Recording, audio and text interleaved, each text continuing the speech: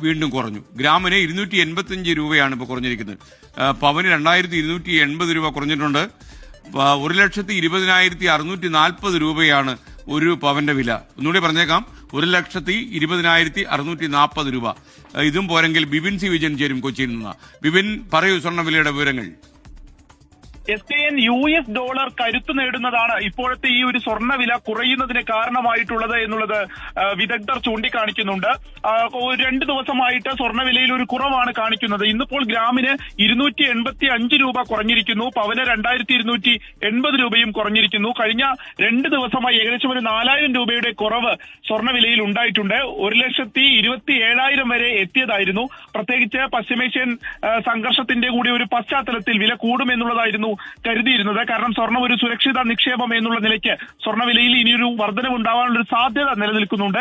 പക്ഷേ ഇപ്പോൾ വില കുറഞ്ഞാണ് കാണിക്കുന്നത്.